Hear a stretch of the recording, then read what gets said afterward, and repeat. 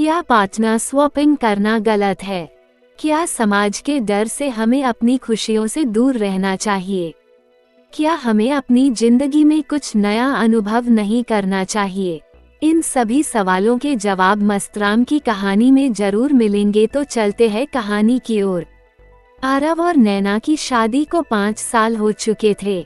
दोनों एक दूसरे से प्यार करते थे, लेकिन पिछले कुछ महीनों से उनके रिश्ते में एक अजीब सी दूरी आ गई थी और 5 साल के बाद भी बच्चा नहीं हो रहा था।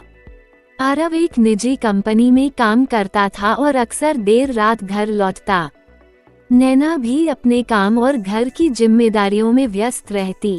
बातचीत पहले जैसी नहीं रही थी और नैना आरव से शारीरिक रूप से संतुष्ट नहीं हो पाती थी, क्योंकि आरव रात को देर से आते ही सो जाता था।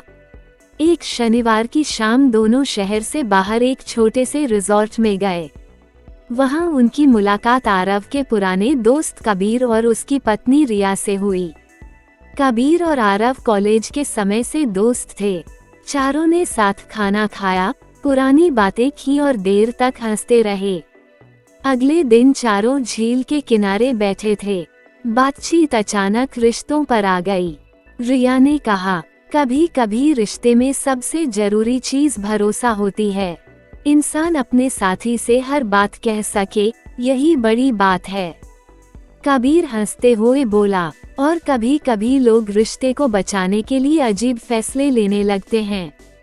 उसकी बात पर सब हंस पड़े, लेकिन उस शाम कबीर ने आरव से अकेले में एक ऐसी बात कही जिसने सब कुछ बदल दिया। भाई, मैं और रिया कुछ समय से रिश्तों को अलग नजरिए से देखने की कोशिश कर रहे हैं। आरव ने पूछा, मतलब? कबीर कुछ क्षण चुप रहा। हमने सोचा है कि कुछ समय के लिए पार्टनर बदलकर कुछ नया अनुभव किया जाए। आरव हैरान रह गया। तुम सच बोल रहे हो? हाँ, लेकिन किसी पर कोई दबाव नहीं है। अगर किसी को असहज लगे तो बात वहीं खत्म। आरव ने तुरंत कोई जवाब नहीं दिया। उस रात उसने नैना को सब बताया। नैना लंबे समय तक चुप रही। तुम क्या चाहते हो? आरव ने कहा, मैं नहीं जानता, लेकिन मैं तुम्हें खोना नहीं चाहता। नैना ने उसका हाथ पकड़ लिया। नैना ने कहा, कुछ नया अनुभव करने में मजा आएगा, तुम डरो मत। अगले कुछ दिनों तक आरव और नैना ने इस विषय पर कई बार बातचीत की। कबीर और रिया से भी उन्होंने साफ बातचीत की। चारों एक कैफे में बैठे। रिया ने कहा, अगर किसी भी समय किसी को लगे कि यह गलत दिशा में जा रहा है, तो हम तुरंत रुक जाएंगे। नैना ने पूछा, और अगर किसी के मन में जलन पैदा हो गई तो? कबीर ने कहा, तब हम उसे छिपाएंगे नहीं। कुछ पल के लिए टेबल पर सन्नाटा छा गया।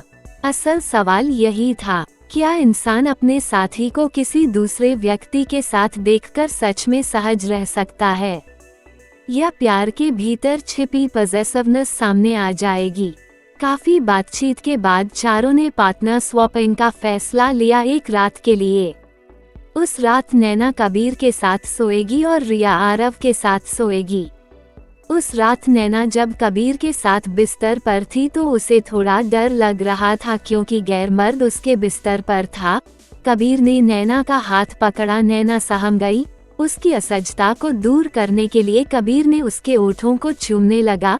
थोड़ी देर बाद नैना भी सहज हो गई और उसने अपने आप को कबीर के हवाले कर दिया। कबीर गुब्बारे की तरह दबाने लगा और नैना मछली की तरह छटपटाने लगी। कबीर ने उस रात अपनी शक्ति का पूरा प्रयोग किया और नैना की चीखें पूरे कमरे में गूंजने लगी। वहीं दूसरी ओर आरव रिया उनके बगल वाले कमरे में ही साथ में लेते थे। पहले आरव रिया को छूने में हिचकिचा रहा था, लेकिन जब उसने अपनी पत्नी नैना की चीखें सुनी कि उसकी बीवी कबीर के साथ संबंध बना रही है, मजे ले रही है और कबीर लगातार लगा हुआ है, तब आरव ने फैसला लिया और उसने सोचा कि मैं भी कबीर की पत्नी रिया से पूरा मजा लूंगा। और आरव ने रिया के साथ पूरी रात संबंध बनाए और रिया रोने लगी, लेकिन तब भी आरव जानवर की तरह उसके ऊपर लगा रहा। अगले दिन सुबह जब चारों मिले तब उन्होंने साथ बैठकर चाय पिया और बातें की। सभी लोगों ने कहा हमें इस नए अनुभव में बहुत मजा आया। रिया बोली मुझे काफी दर्द हुआ लेकिन कोई बात नहीं, दर्द में भी मुझे काफी मजा आया। अगले दिन उन्होंने फिर से पार्टनर स्वैपिंग करने को कहा, लेकिन इस बार बिना किसी प्रोटेक्शन के। इससे बच्चे होने का खतरा भी था, लेकिन सभी लोगों की सहमति से निर्णय लिया गया कि अगर बच्चा हो गया तो भी हम चारों को कोई दिक्कत नहीं है, क्योंकि हम मॉडर्न विचारों के लोग हैं। इस बार उन्होंने संबंध बनाए लेकिन बिना किसी प्रोटेक्शन के। अगले दिन दोनों कपल अपने घर वापस चले लगे। ठीक 9 महीने बाद नैना को बच्चा हुआ, जो वास्तव में कबीर का था। ये जानते हुए भी आरव ने उसको अपना नाम दिया, क्योंकि उसको डॉक्टर ने कहा था आप बाप नहीं बन सकते, लेकिन कबीर के बच्चे का बाप बनकर भी वो बहुत खुश था। नैना और आरव ने उस बच्चे का नाम कबीर रखा। इसलिए हमें समाज के डर से अपनी खुशियों को नहीं मारना चाहिए। पार्टनर स्वैपिंग गलत नहीं है अगर चारों लोगों की सहमति हो तो। जीवन मिला है जीने के लिए, अलग अलग अनुभव करने के लिए। तो आप भी आरव और नैना की तरह पार्टनर स्वैपिंग करके जीवन में कुछ नया अनुभव करिए, और हाँ, अपने पार्टनर को भी ये कहानी जरूर सुनाएगा। अगर आपको कहानी अच्छी लगी हो तो वीडियो को लाइक करें, शेयर करें और चैनल को सब्सक्राइब करना मत भूलिएगा। मिलते हैं ऐसी ही मजेदार कहानी के साथ अगली वीडियो में।